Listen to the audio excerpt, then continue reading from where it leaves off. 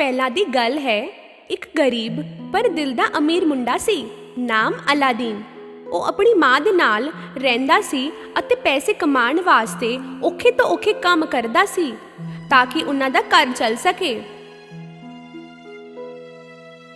ਇੱਕ ਦਿਨ ਬਾਜ਼ਾਰ ਵਿੱਚ ਵੇਚਣ ਵਾਸਤੇ ਕੇਲੇ ਲੈਣ ਲਈ ਉਹ ਬਹੁਤ ਦੂਰ ਇੱਕ ਥਾਂ ਜਾ ਰਿਹਾ ਸੀ। ਅਚਾਨਕ ਉਹਨੂੰ ਇੱਕ ਬੰਦਾ ਮਿਲਿਆ ਜਿਹਦੀ ਦਾੜੀ ਸੰਘਣੀ ਅਤੇ ਕੱਦ ਲੰਮਾ ਸੀ। ਉਹ ਆਪਣੇ ਹੱਥ 'ਚ ਸੋਨੇ ਦਾ ਸਿੱਕਾ ਦਿਖਾਉਂਦੇ ਹੋਏ ਬੋਲਿਆ, ਮੇਰੇ ਪੁੱਤਰ, ਮੈਂ ਤੇਰੇ ਪਿਓ ਦਾ ਬਚਪਨ ਦਾ ਦੋਸਤ ਹਾਂ। ਕੀ ਤੈਨੂੰ ਇਹ ਸੋਨੇ ਦਾ ਸਿੱਕਾ ਚਾਹੀਦਾ ਹੈ? ਸੋਨੇ ਦਾ?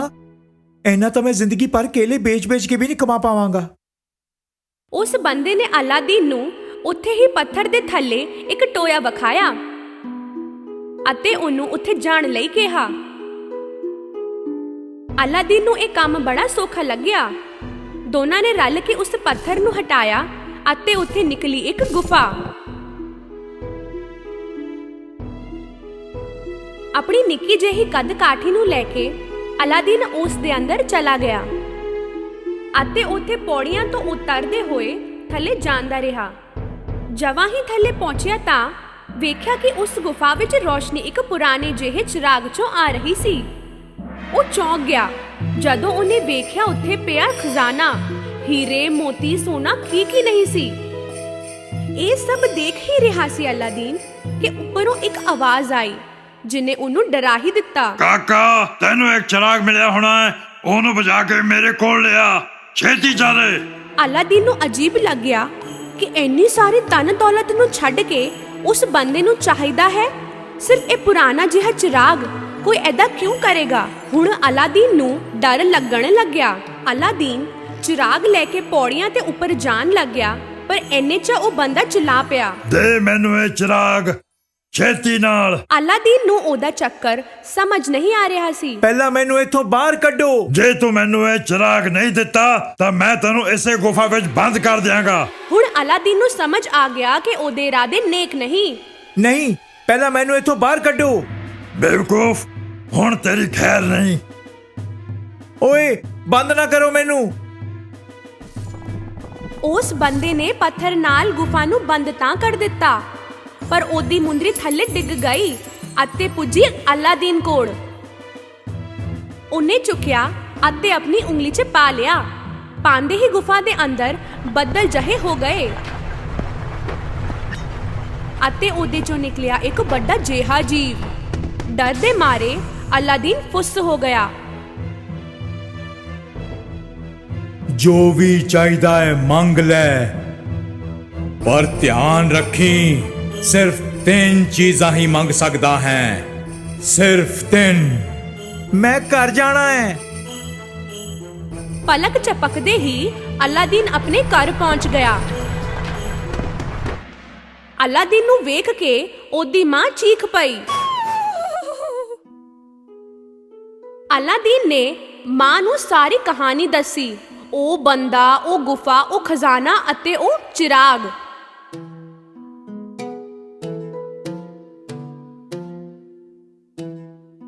ਅਲਾਦੀਨ ਉਸ ਚਿਰਾਗ ਤੋਂ ਤੁਲ ਝਾੜਨ ਹੀ ਲੱਗਾ ਸੀ ਕਿ ਉਹਦੇ ਚੋਂ ਧੂਆਂ ਨਿਕਲਿਆ ਅਤੇ ਪੂਰੇ ਕਮਰੇ 'ਚ ਭਰ ਗਿਆ ਅਤੇ ਉਹਦੇ ਚੋਂ ਨਿਕਲਿਆ ਜਿਨੀ।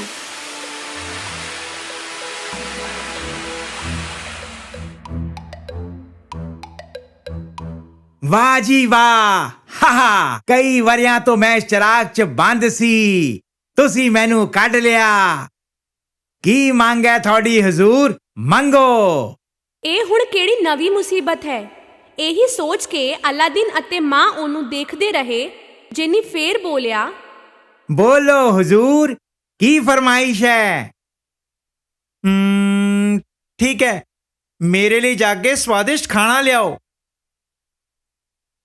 ਅਚਾਨਕ ਇੱਕ ਖਾਣ ਦੀ ਟੇਬਲ ਆ ਗਈ ਅਤੇ ਫਿਰ ਉਹਦੇ ਉੱਤੇ ਸ਼ਾਨਦਾਰ ਖਾਣਾ, ਪੀਣ ਲਈ ਸ਼ਰਬਤ ਅਤੇ ਪੇਸਟਰੀਜ਼ ਅਤੇ ਇੱਕ ਫੂਲਦਾਨ ਵੀ।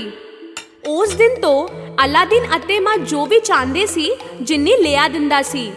ਉਹ ਖੁਸ਼ੀ ਤੇ ਸ਼ੌਕ ਨਾਲ ਰਹਿਣ ਲੱਗ ਪਏ। ਐਦਾਂ ਹੀ ਵਕਤ ਗੁਜ਼ਰਦਾ ਰਿਹਾ।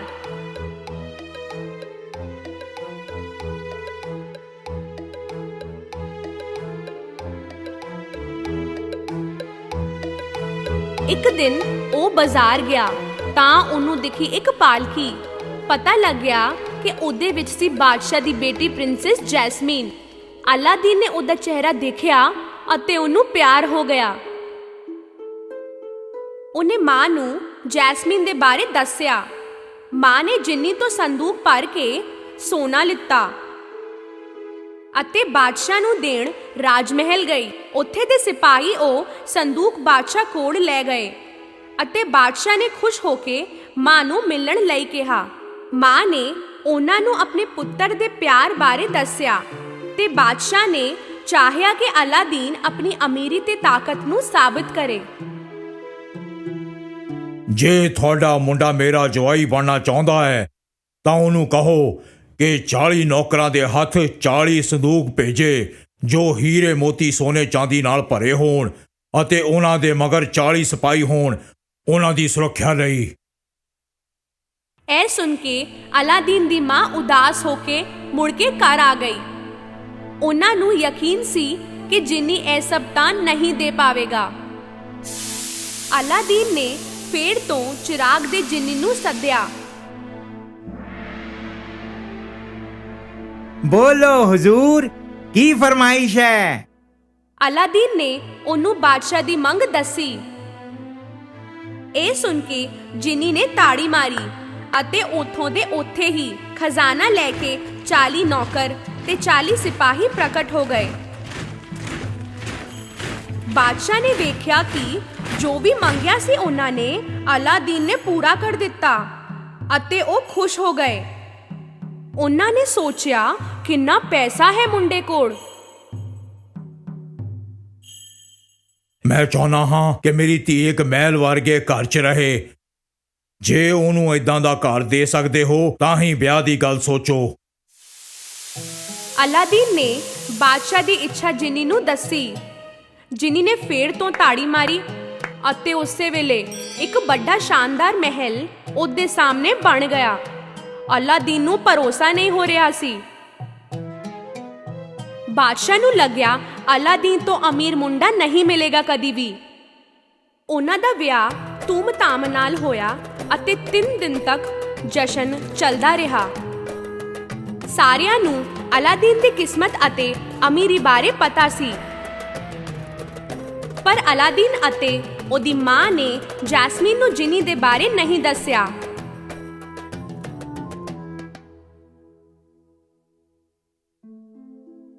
ਇੱਕ ਦਿਨ ਅਲਾਦੀਨ ਦੇ ਮਹਿਲ ਕੋਲ ਇੱਕ ਬੰਦਾ ਆਇਆ।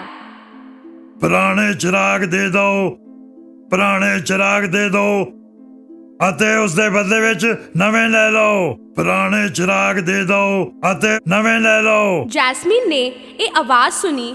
ਉਹਨੇ ਸੋਚਿਆ ਕਿ ਪੁਰਾਣੇ ਚਿਰਾਗ ਦੇ ਬਦਲੇ ਨਵਾਂ ਚਿਰਾਗ ਮਿਲ ਜਾਏ ਤਾਂ ਅਲਾਦੀਨ ਬਹੁਤ ਖੁਸ਼ ਹੋ ਜਾਵੇਗਾ। ਉਹਨੇ ਖੁਸ਼ੀ ਨਾਲ ਇੱਕ ਨਵਾਂ ਚਿਰਾਗ ਲੈ ਲਿੱਤਾ। ਇਹ ਬੰਦਾ ਕੋਈ ਹੋਰ ਨਹੀਂ ਬਲਕਿ ਉਹ ਸੀ ਜਿਹਨੇ ਸ਼ੁਰੂਆਤ ਵਿੱਚ ਅਲਾਦੀਨ ਨੂੰ ਗੁਫਾ ਵਿੱਚ ਬੰਦ ਕੀਤਾ ਸੀ।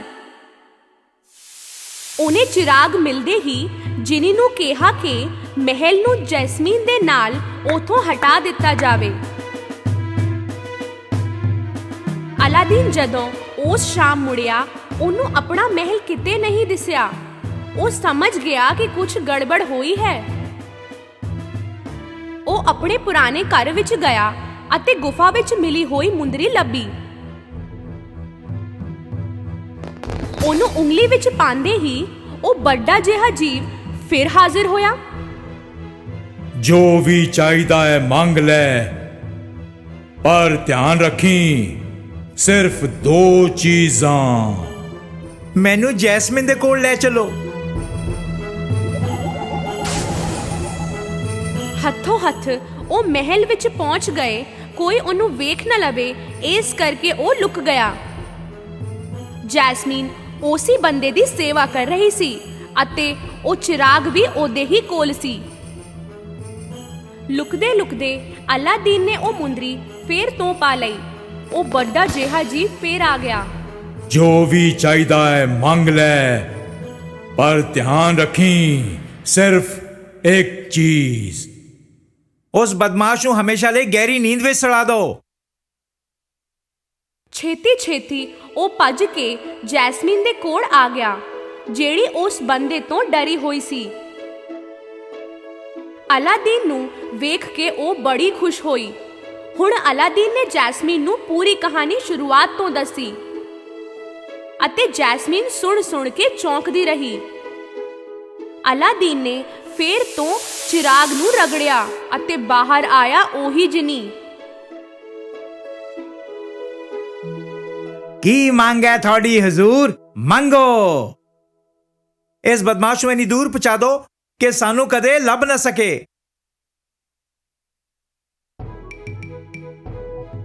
ਅਤੇ ਉਹ ਬੰਦਾ ਅਚਾਨਕ ਗਾਇਬ ਹੋ ਗਿਆ। ਅਲਾਦੀਨ ਨੇ ਜਿਨੀ ਨੂੰ ਉਸ ਮਹਿਲ ਨੂੰ ਆਪਣੀ ਥਾਂ ਤੇ ਪਹੁੰਚਾਉਣ ਲਈ ਕਿਹਾ। ਮਹਿਲ ਅਸਮਾਨ 'ਚ ਉੜਦਾ ਹੋਇਆ ਆਪਣੀ ਪੁਰਾਣੀ ਥਾਂ ਤੇ ਪਹੁੰਚਿਆ ਅਤੇ ਉੱਥੇ ਪਹੁੰਚ ਕੇ ਅਲਾਦੀਨ ਆਪਣੀ ਮਾਂ ਦੇ ਕੋਲ ਸੀ ਇੱਕ ਵਾਰੀ ਫੇਰ। ਅਲਾਦੀਨ, ਉਹਦੀ ਮਾਂ ਅਤੇ ਜੈਸਮੀਨ ਨਾਲ ਰਹੇ, ਹਮੇਸ਼ਾ ਖੁਸ਼ੀ-ਖੁਸ਼ੀ।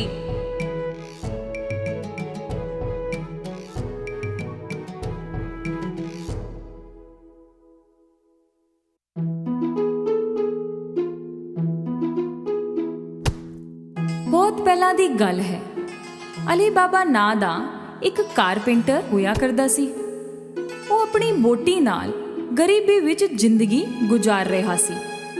ਅਲੀ ਬਾਬਾ ਆਪਣੇ ਖੋਤੇ ਨੂੰ ਲੈ ਕੇ ਜੰਗਲ ਵਿੱਚ ਲੱਕੜੀਆਂ ਕੱਟਣ ਜਾਇਆ ਕਰਦਾ ਸੀ ਅਤੇ ਉਹਨਾਂ ਲੱਕੜੀਆਂ ਨੂੰ ਵੇਚ ਕੇ ਹੀ ਗੁਜ਼ਾਰਾ ਕਰਦਾ ਸੀ।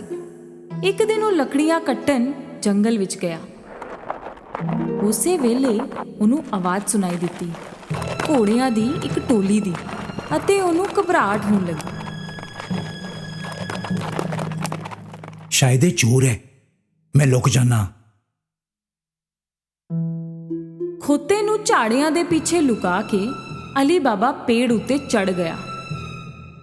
ਉਹ ਟੋਲੀ ਸਿੱਧੇ ਉਸ ਪੇੜ ਦੇ ਥੱਲੇ ਆ ਕੇ ਹੀ ਰੁਕੀ।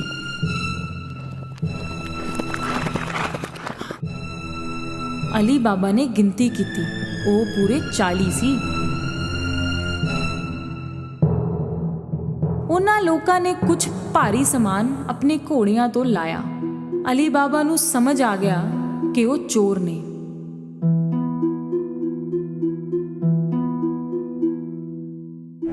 ਉਹਨਾਂ ਦਾ ਸਰਦਾਰ ਇੱਕ ਵੱਡੀ ਚਟਾਨ ਕੋਲ ਗਿਆ ਅਤੇ ਜ਼ੋਰ ਨਾਲ ਚਿল্ਲਾਇਆ,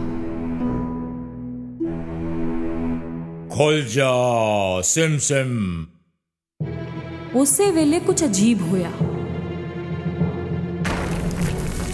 ਉਹ ਵੱਡੀ ਚਟਾਨ ਹਟ ਗਈ, ਜਿਵੇਂ ਇੱਕ ਗੇਟ ਹੋਵੇ, ਅਤੇ ਸਾਹਮਣੇ ਸੀ ਇੱਕ ਗੁਫਾ। ਸਾਰੇ ਚੋਰ ਇੱਕ ਕਰਕੇ ਅੰਦਰ ਗਏ ਆਪਣੇ ਭਾਰੀ ਸਮਾਨ ਦੇ ਨਾਲ।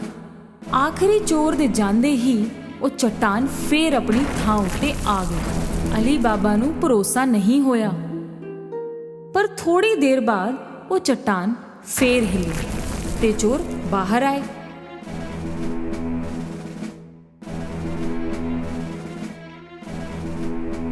ਉਹਨਾਂ ਦਾ ਸਰਦਾਰ ਜ਼ੋਰ ਨਾਲ ਚਿল্ਲਾਇਆ, ਬੰਦ ਹੋ ਜਾ ਸਿਮ। ਉਸ ਚਟਾਨ ਨੇ ਫੇਰ ਤੋਂ ਰਸਤਾ ਬੰਦ ਕਰ ਦਿੱਤਾ ਅਤੇ ਉਹ ਟੋਲੀ ਘੋੜਿਆਂ ਤੇ ਸਵਾਰ ਹੋ ਕੇ ਚਲੀ ਗਈ। ਅਲੀ ਬਾਬਾ ਪੇੜ ਤੋਂ ਥੱਲੇ ਉਤਰਿਆ ਅਤੇ ਸਿੱਧਾ ਚਟਾਨ ਵੱਲ ਗਿਆ।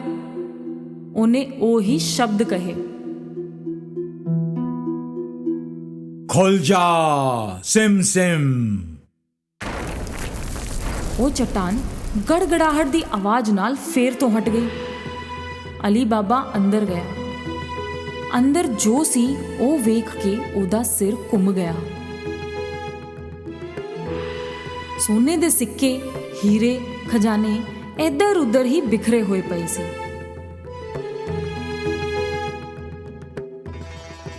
ਉਹਨੇ ਚੁਣ ਕੇ 3 ਬੋਰੀਆਂ ਸੰਭਾਲ ਲਿਆ ਅਤੇ ਨਿਕਲ ਗਿਆ। ਬਾਹਰ ਉਹਨੇ ਫੇਰ ਤੋਂ ਉਹ ਬੋਲਿਆ ਜੋ ਸਰਦਾਰ ਨੇ ਬੋਲਿਆ ਸੀ, ਬੰਦ ਹੋ ਜਾ ਸਿਮ।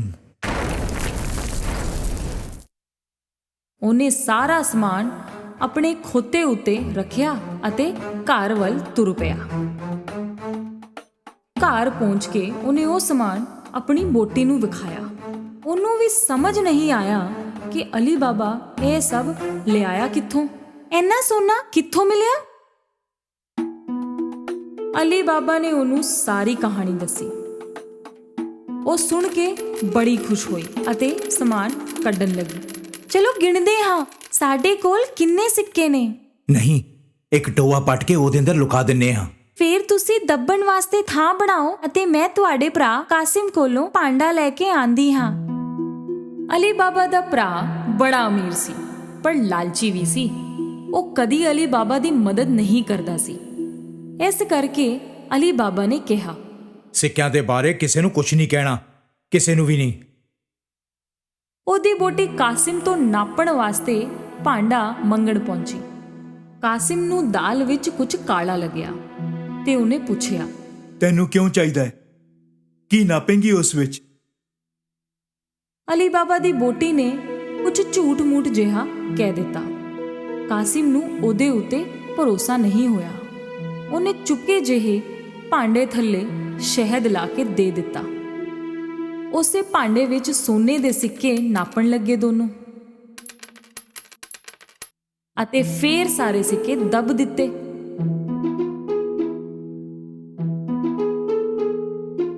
ਉਸ ਤੋਂ ਬਾਅਦ ਅਲੀ ਬਾਬਾ ਦੀ ਬੋਟੀ ਕਾਸਿਮ ਨੂੰ ਭਾਂਡਾ ਮੋੜਨ ਗਈ, ਪਰ ਉਹਨੇ ਵੇਖਿਆ ਹੀ ਨਹੀਂ ਕਿ ਭਾਂਡੇ ਥੱਲੇ ਸੋਨੇ ਦਾ ਇੱਕ ਸਿੱਕਾ ਚਿਪਕ ਗਿਆ ਸੀ।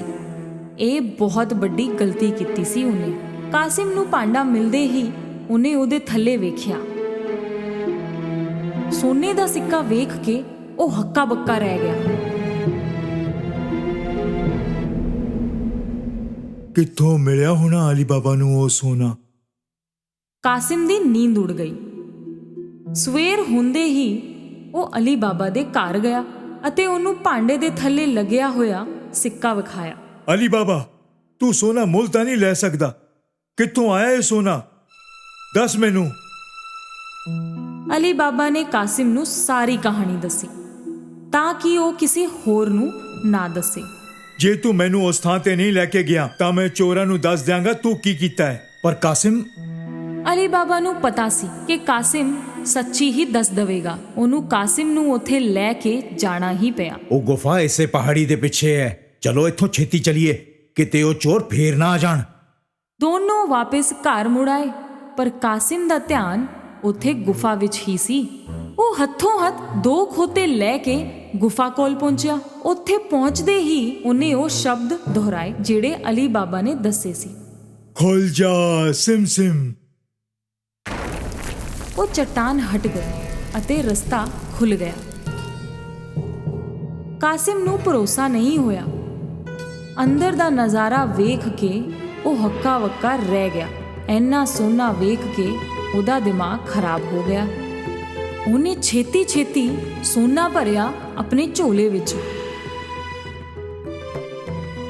ਜਦੋਂ ਥਾਂ ਨਹੀਂ ਬਚੀ, ਉਹ ਬਾਹਰ ਨਿਕਲਣ ਲੱਗਿਆ, ਪਰ ਗੁਫਾ ਤਾਂ ਚਟਾਨ ਨਾਲ ਬੰਦ ਸੀ ਅਤੇ ਉਹਨੂੰ ਖੋਲ੍ਹਣ ਵਾਸਤੇ ਉਹਨੇ ਜੋ ਸ਼ਬਦ ਬੋਲਨੇ ਸੀ ਉਹ ਉਹਨੂੰ ਯਾਦ ਨਹੀਂ ਆ ਰਹੇ ਸੀ ਤੇ ਉਹ ਕੁਝ ਵੀ ਪੁੱਠਾ ਸਿੱਧਾ ਬੋਲਣ ਲੱਗ ਪਿਆ।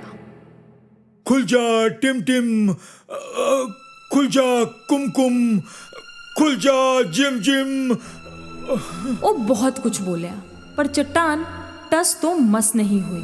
ਉਹ ਘਬਰਾਇਆ ਹੋਇਆ ਸੀ। ਉਹਨੂੰ ਕੋਈ ਰਸਤਾ ਨਹੀਂ ਮਿਲ ਰਿਹਾ ਸੀ। ਐਨੀ ਦੇਰ ਵਿੱਚ ਚੋਰ ਗੁਫਾ ਕੋਲ ਪਹੁੰਚ ਗਏ। ਉਹਨਾਂ ਨੂੰ ਕਾਸਿਮ ਦਾ ਖੋਤਾ ਵੇਖ ਕੇ ਸ਼ੱਕ ਹੋਇਆ ਅਤੇ ਉਹਨਾਂ ਨੇ ਆਪਣੀਆਂ ਤਲਵਾਰਾਂ ਕੱਢ ਲਈਆਂ। ਖੁੱਲ ਜਾ ਸਿਮ ਸਿਮ।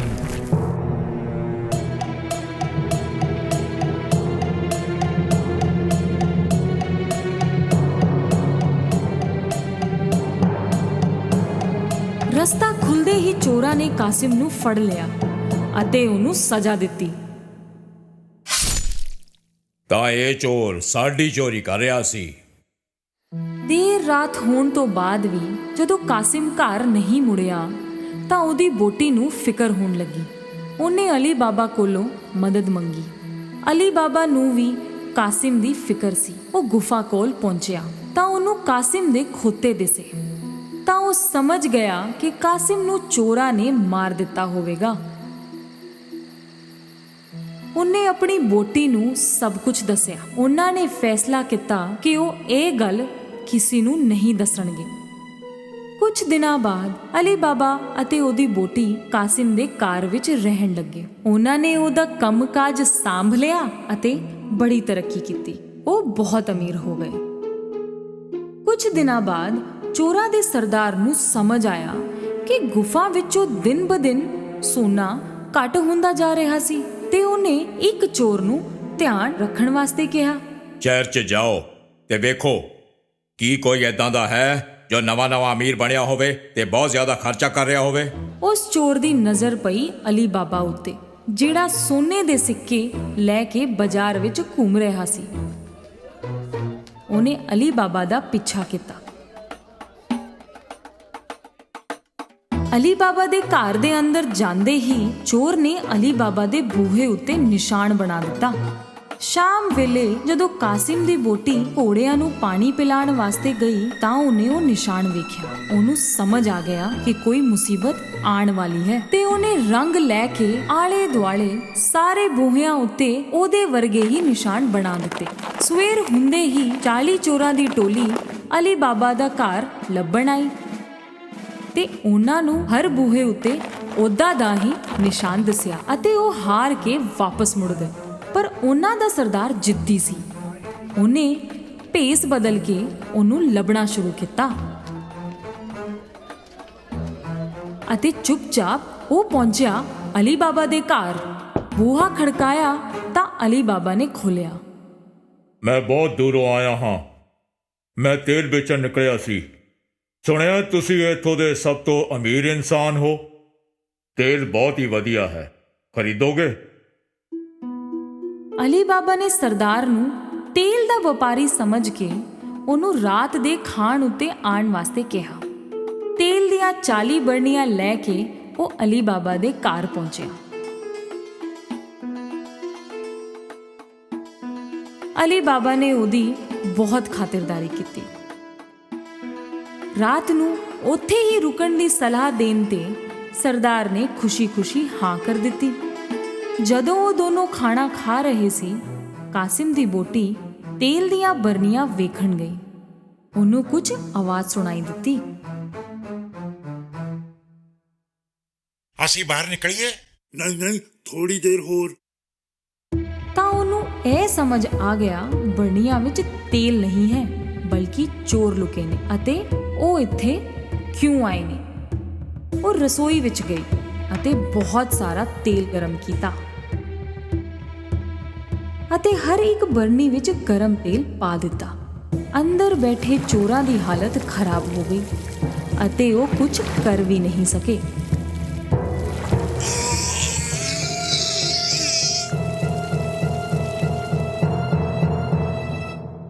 ਦੇਰ ਰਾਤ ਸਾਰਿਆਂ ਦੇ ਸੌਣ ਪਿੱਛੋਂ ਸਰਦਾਰ ਉਹਨਾਂ ਕੋਲ ਆਇਆ। ਹੁਣ ਬਾਹਰ ਆ ਜਾਓ। ਉਹਨੂੰ ਕੋਈ ਵੀ ਹਰਕਤ ਨਹੀਂ ਦਿਸੀ ਤਾਂ ਉਹ ਫੇਰ ਬੋਲਿਆ। ਸੌਂ ਗਏ ਕੀ? ਉਹਨੇ ਫੇਰ ਕਿਹਾ ਪਰ ਕੋਈ ਜਵਾਬ ਨਹੀਂ ਮਿਲਿਆ ਤੇ ਉਹਨੇ ਇੱਕ ਬਰਨੀ ਖੋਲ ਕੇ ਵੇਖੀ। ਉਹਨੇ ਜੋ ਵੇਖਿਆ ਉਹ ਵੇਖ ਕੇ ਉਹਦਾ ਦਿਲ ਬਹਿ ਗਿਆ। ਕਿਤੇ ਉਹ ਵੀ ਨਾ ਫੜਿਆ ਜਾਵੇ ਇਹ ਸੋਚ ਕੇ ਉਹ ਡਰ ਗਿਆ ਅਤੇ ਉੱਥੋਂ ਭੱਜਿਆ ਤੇ ਫੇਰ ਕਦੇ ਮੁੜ ਕੇ ਵਾਪਸ ਨਹੀਂ ਆਇਆ। ਅਗਲੀ ਸਵੇਰ ਕਾਸਿਮ ਦੀ ਬੋਟੀ ਨੇ ਅਲੀ ਬਾਬਾ ਨੂੰ ਇਸ ਹਾਦਸੇ ਬਾਰੇ ਸਭ ਕੁਝ ਦੱਸਿਆ।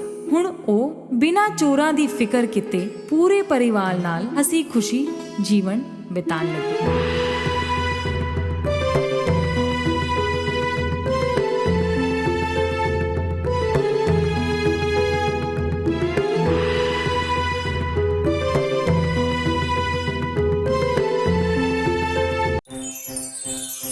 ਸਾਡੀ ਪਿਆਰੀ ਜਲਪਰੀ। ਡੂੰਘੇ ਮਹਾਸਾਗਰਾਂ ਵਿੱਚ ਬਹੁਤ ਕੁਝ ਲੁਕਿਆ ਸੀ ਜਿਹਦੇ ਬਾਰੇ ਵਿੱਚ ਕੋਈ ਨਹੀਂ ਜਾਣਦਾ ਸੀ। ਵੱਡੀਆਂ ਵੱਡੀਆਂ ਵੇਲਸ, ਸ਼ਰਾਰਤੀ ਹੋਈਆਂ ਡੌਲਫਿਨਸ ਅਤੇ ਰੇਨਬੋ ਦੇ ਹਰ ਕਲਰ ਦੀਆਂ ਮੱਛੀਆਂ।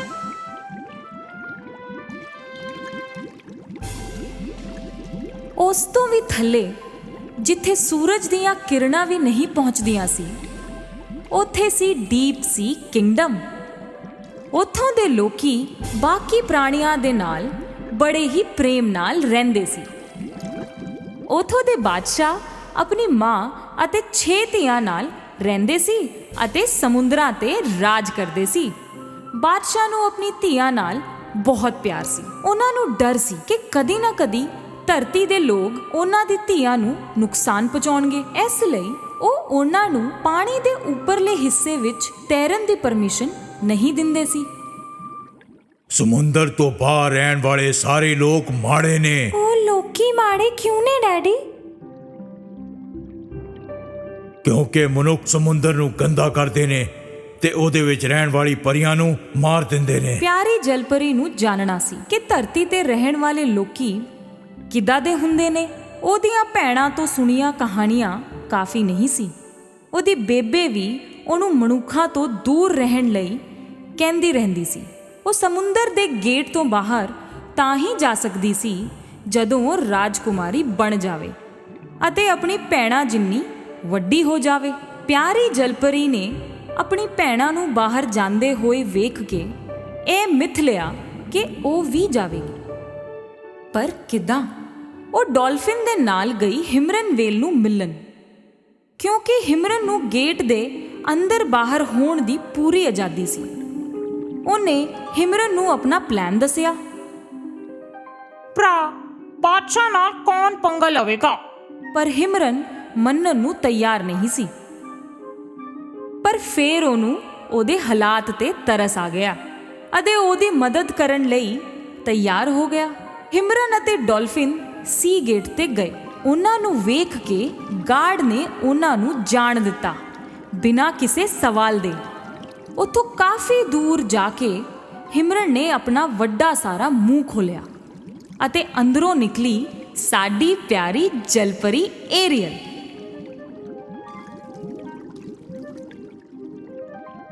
ਏਰੀਅਲ ਹਿਮਰਨ ਦੀ ਮਦਦ ਨਾਲ ਸਮੁੰਦਰ ਦੇ ਉੱਤੇ ਤੱਕ ਗਈ। ਉਹਨੇ ਪਹਿਲੀ ਵਾਰੀ ਹਵਾ ਨੂੰ ਮਹਿਸੂਸ ਕੀਤਾ ਅਤੇ ਨੀਲਾ ਅਸਮਾਨ ਪਹਿਲੀ ਵਾਰੀ ਵੇਖਿਆ। ਕਿੰਨਾ ਚੰਗਾ ਹੈ। ਉਸੇ ਘੜੀ ਏਰੀਅਲ ਨੂੰ 뮤직 ਸੁਣਾਈ ਦਿੱਤਾ। ਕਿੱਥੋਂ ਆ ਰਹੀ ਸੀ ਇਹ ਧੁਨ? ਉਹਨੇ ਵੇਖਿਆ ਕੋਲ ਹੀ ਇੱਕ ਸ਼ਿਪ ਸੀ। ਉਹਨੇ ਪਹਿਲੀ ਵਾਰੀ ਇੱਕ ਸ਼ਿਪ ਨੂੰ ਵੇਖਿਆ ਸੀ। ਇਹਨੂੰ ਸ਼ਿਪ ਕਹਿੰਦੇ ਨੇ ਨਾ? ਚਲੋ ਚਲੀਏ। ਡਾਲਫਿਨ ਉਹਨੂੰ ਕਹਿੰਦਾ ਰਿਹਾ ਨਾ ਜਾਣ ਵਾਸਤੇ, ਪਰ ਉਹ ਦੂਰ ਨਿਕਲ ਚੁੱਕੀ ਸੀ। ਛੇਤੀ ਛੇਤੀ ਜਾ ਰਹੀ ਸੀ ਸ਼ਿਪ ਵੱਲ। ਇਹ ਸ਼ਿਪ ਕਿਸੇ ਬਾਦਸ਼ਾਹ ਦੀ ਸੀ। ਉਹ ਆਪਣੇ ਪੁੱਤਰ ਪ੍ਰਿੰਸ ਐਰਿਕ ਦਾ ਬਰਥਡੇ ਸੈਲੀਬ੍ਰੇਟ ਕਰ ਰਹੀ ਸੀ। ਉਹ ਆਪਣੇ ਪੁੱਤਰ ਦਾ ਵਿਆਹ ਛੇਤੀ ਤੋਂ ਛੇਤੀ ਕਰਨਾ ਚਾਹੁੰਦੇ ਸੀ। ਤਾਂ ਹੀ ਤਾਂ ਸਾਰੀਆਂ ਸਿੰਗਲ ਪ੍ਰਿੰਸੈਸਸ ਨੂੰ ਇਸ ਪਾਰਟੀ ਵਿੱਚ ਸੱਦਿਆ ਗਿਆ ਸੀ। ਇਹ ਤਾਂ ਪ੍ਰਿੰਸ ਹੈ ਤੇ ਮਨੁੱਖ ਵੀ। ਡਾਲਫਿਨ ਨੇ ਫੇਰ ਵਾਰਨਿੰਗ ਦਿੱਤੀ। ਏਰੀਅਲ ਨੇ ਪ੍ਰਿੰਸ ਦੀ ਧੁਨ ਉੱਤੇ ਬੜਾ ਸੋਹਣਾ ਗਾਇਆ।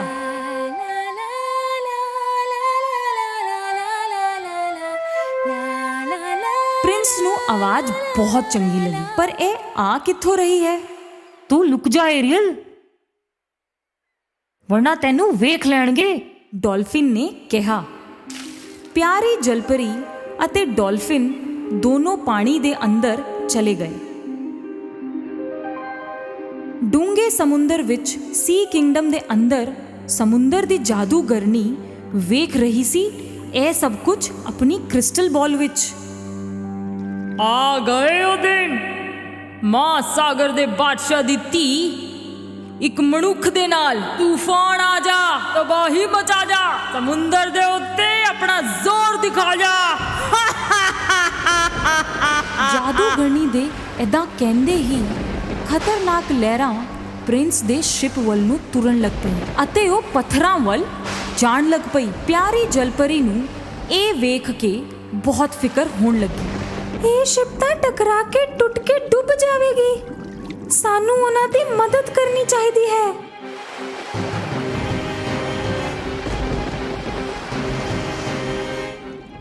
ਪਿਆਰੀ ਜਲਪਰੀ ਨੂੰ ਡੁੱਬਦੇ ਹੋਏ ਸ਼ਿਪ ਦੇ ਕੋਲ ਤੈਰਦਾ ਹੋਇਆ ਪ੍ਰਿੰਸ ਦਾ ਫਲੂਟ ਮਿਲਿਆ ਤੇ ਫੇਰ ਦਿਸਿਆ ਡੁੱਬਦਾ ਹੋਇਆ ਪ੍ਰਿੰਸ। ਉਹਨੂੰ ਹੱਥਾਂ ਨਾਲ ਖਿੱਚ ਕੇ ਤੈਰਦੇ ਹੋਏ ਸੀ ਸ਼ੋਰ ਤੱਕ ਲੈ ਆਂਦੀ ਹੈ। ਉੱਠ ਜਾਓ, ਪਲੀਜ਼ ਉੱਠ ਜਾਓ। ਪ੍ਰਿੰਸ ਨੂੰ ਹੋਸ਼ ਆਂਦਾ ਹੈ ਤੇ ਉਹ ਹੌਲੀ-ਹੌਲੀ ਆਪਣੀਆਂ ਅੱਖਾਂ ਖੋਲਦਾ ਹੈ। ਤੁਸੀਂ ਜਿੰਦਾ ਹੋ, ਪਿਆਰੀ ਜਲਪਰੀ ਨੇ ਖੁਸ਼ ਹੋ ਕੇ ਕਿਹਾ। ਦੂਰੋਂ ਇੱਕ ਕੁੱਤੇ ਦੇ ਭੌਂਕਣ ਦੀ ਆਵਾਜ਼ ਸੁਣ ਕੇ ਉਹਨੂੰ ਖਿਆਲ ਆਇਆ ਕਿ ਉਹ ਕਿੱਥੇ ਹੈ ਅਤੇ ਉਹਨੇ ਸਮੁੰਦਰ ਵਿੱਚ ਛਾਲ ਮਾਰ ਦਿੱਤੀ। ਪ੍ਰਿੰਸ ਦਾ ਇੱਕ ਹੈਲਪਰ ਅਤੇ ਇੱਕ ਪ੍ਰਿੰਸੈਸ ਉੱਥੇ ਆਏ ਉਹਨੂੰ ਲੱਭਦੇ ਹੋਏ। ਮੈਨੂੰ ਇੱਕ ਕੁੜੀ ਨੇ ਬਚਾਇਆ। ਮੈਂ ਉਹਦੀ ਆਵਾਜ਼ ਪਹਿਲਾਂ ਵੀ ਸੁਣੀ ਸੀ। ਉਹਦੀ ਆਵਾਜ਼ ਬਹੁਤ ਸੋਹਣੀ ਸੀ।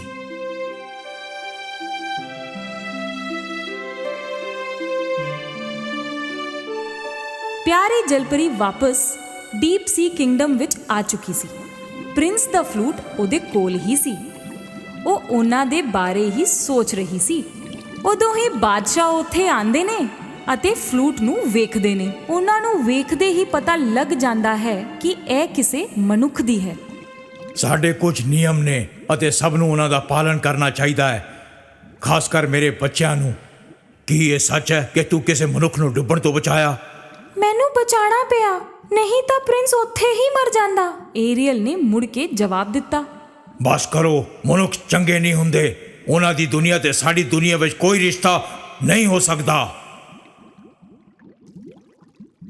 ਗੁੱਸੇ ਨਾਲ ਲਾਲ ਬਾਦਸ਼ਾਹ ਦੇ ਜਾਣ ਪਿੱਛੋਂ ਏਰੀਅਲ ਨੇ ਮਿਥ ਲਿਆ ਕਿ ਹੁਣ ਤਾਂ ਕਰਨਾ ਹੀ ਹੈ। ਏਰੀਅਲ ਸਿੱਧੀ ਗਈ ਸਮੁੰਦਰ ਦੀ ਜਾਦੂਗਰਨੀ ਦੇ ਕੋਲ ਅਤੇ ਉਸ ਤੋਂ ਮਦਦ ਮੰਗੀ। ਮਦਦ ਤਾਂ ਉਹ ਕਰ ਦੇਵੇਗੀ, ਪਰ ਬਦਲੇ ਵਿੱਚ ਉਹਨੂੰ ਆਪਣੀ ਫੀ ਚਾਹੀਦੀ ਹੈ, ਬਹੁਤ ਮਹਿੰਗੀ ਫੀ। ਮੈਂ ਇੱਕ ਦਵਾਈ ਬਣਾਵਾਂਗੀ ਜਿਹੜੀ ਤੈਨੂੰ ਮਨੁੱਖ ਬਣਾ ਦੇਵੇਗੀ। ਤੇਰੇ 2 ਪੈਰ ਵੀ ਨਿਕਲ ਆਣਗੇ। ਬਦਲੇ ਵਿੱਚ ਮੈਨੂੰ ਚਾਹੀਦੀ ਹੈ ਤੇਰੀ ਆਵਾਜ਼। ਮੇਰੀ ਆਵਾਜ਼? ਪਰ ਕਿਉਂ? ਥੱਕ ਹਾਰ ਕੇ ਪਿਆਰੀ ਜਲਪਰੀ ਮੰਨ ਹੀ ਗਈ, ਕਿਉਂਕਿ ਇਹ ਉਹਦੇ ਵਾਸਤੇ ਬਹੁਤ ਜ਼ਰੂਰੀ ਸੀ। ਯਾਦ ਰੱਖੀ, ਤੀਸਰੇ ਦਿਨ ਦੇ ਮੁੱਕਣ ਤੱਕ, ਮਤਲਬ ਚੌਥੇ ਦਿਨ ਦੇ ਸੂਰਜ ਚੜ੍ਹਨ ਤੋਂ ਪਹਿਲਾਂ ਪ੍ਰਿੰਸ ਨੂੰ ਤੇਰੇ ਨਾਲ ਪਿਆਰ ਹੋਣਾ ਚਾਹੀਦਾ ਹੈ, ਵਰਨਾ ਤੂੰ ਫੇਰ ਤੋਂ ਜਲਪਰੀ ਬਣ ਜਾਵੇਂਗੀ ਅਤੇ ਪ੍ਰਿੰਸ ਕਦੀ ਵੀ ਤੇਰਾ ਨਹੀਂ ਹੋਵੇਗਾ।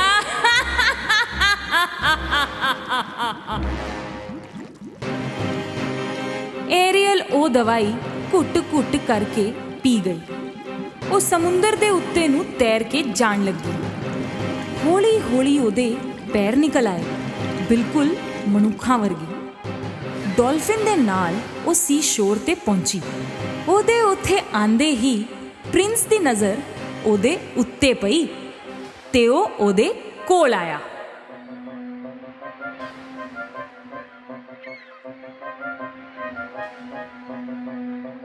ਤੂੰ, ਅਸੀਂ ਕਿਤੇ ਮਿਲੇ ਹਾਂ ਨਾ?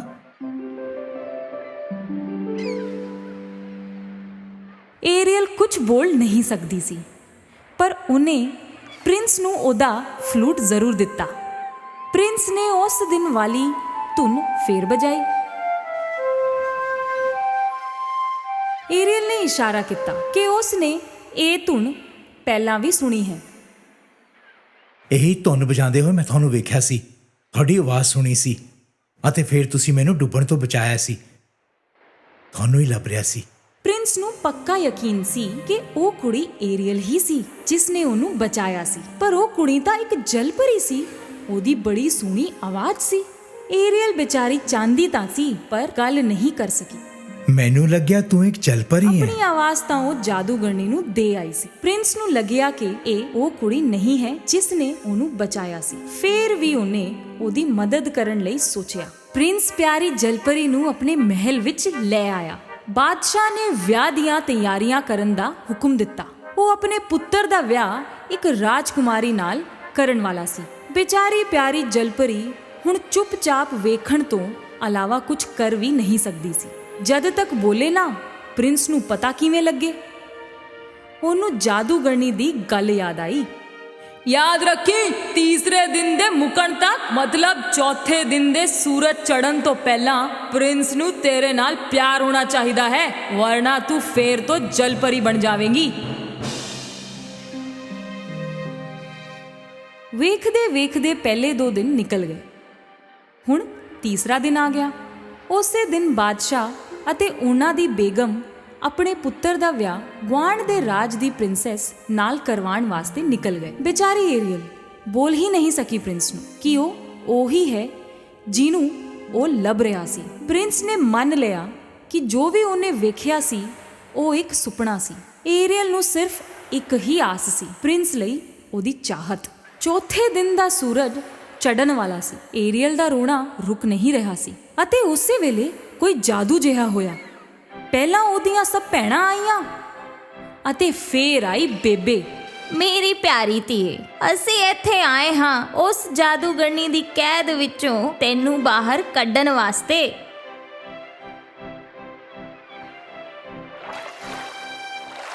ਅਤੇ ਉਸੇ ਵੇਲੇ ਮਹਾਸਾਗਰ ਦੇ ਬਾਦਸ਼ਾਹ ਪ੍ਰਗਟ ਹੋਏ। ਉਹਨਾਂ ਤੋਂ ਆਪਣੀ ਧੀ ਦਾ ਗਮ ਸਹਿਆ ਨਹੀਂ ਗਿਆ। ਏਰੀਅਲ, ਮੇਰੀ ਪਿਆਰੀ ਧੀਏ, ਤੇਰੀ ਖੁਸ਼ੀ ਤੋਂ ਵੱਧ ਕੇ ਮੇਰੇ ਲਈ ਹੋਰ ਕੁਝ ਵੀ ਨਹੀਂ ਹੈ। ਜਾ ਮੇਰੀ ਧੀਏ।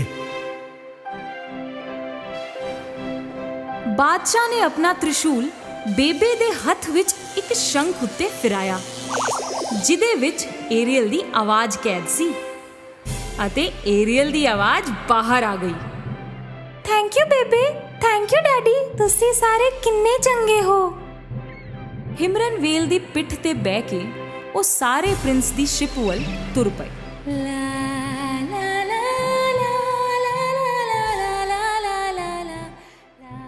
ਪ੍ਰਿੰਸ ਤੇ ਪ੍ਰਿੰਸੈਸ ਦਾ ਵਿਆਹ ਹੋਣ ਹੀ ਵਾਲਾ ਸੀ ਕਿ ਪ੍ਰਿੰਸ ਰੁਕ ਗਿਆ ਅਚਾਨਕ। ਉਹਨੂੰ ਜਲਪਰੀ ਦੀ ਮਿੱਠੀ ਆਵਾਜ਼ ਸੁਣਾਈ ਦਿੱਤੀ। ਉਹਨੂੰ ਆਪਣੇ ਵੱਲ ਆਂਦਾ ਵੇਖ ਕੇ ਪ੍ਰਿੰਸ ਨੇ ਬਿਨਾਂ ਰੁਕੇ ਸਮੁੰਦਰ ਵਿੱਚ ਛਾਲ ਮਾਰ ਦਿੱਤੀ।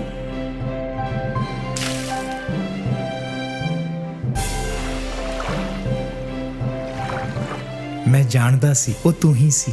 ਆਪਣੇ ਦੋਸਤਾਂ ਅਤੇ ਆਪਣੇ ਪਰਿਵਾਰ ਦੀ ਮਦਦ ਨਾਲ ਏਰੀਅਲ ਨੂੰ ਉਹਦੀ ਆਵਾਜ਼ ਵਾਪਸ ਮਿਲ ਗਈ ਅਤੇ ਪ੍ਰਿੰਸ ਵੀ। ਪਰ ਹੁਣ ਉਹ ਜਲਪਰੀ ਨਹੀਂ ਸੀ, ਉਹ ਆਪਣੀ ਜ਼ਿੰਦਗੀ ਬਿਤਾਉਣ ਵਾਲੀ ਸੀ ਮਨੁੱਖ ਬਣ ਕੇ। ਏਰੀਅਲ ਤੇ ਪ੍ਰਿੰਸ ਦੀ ਦੁਨੀਆ ਬਸੀ, ਦੋਸਤੀ, ਸ਼ਾਂਤੀ ਅਤੇ ਪ੍ਰੇਮ ਦੇ ਸੁਨੇਹੇ ਦੇ ਨਾਲ, ਸਮੁੰਦਰ ਅਤੇ ਧਰਤੀ ਤੇ ਵਿਚਕਾਰ।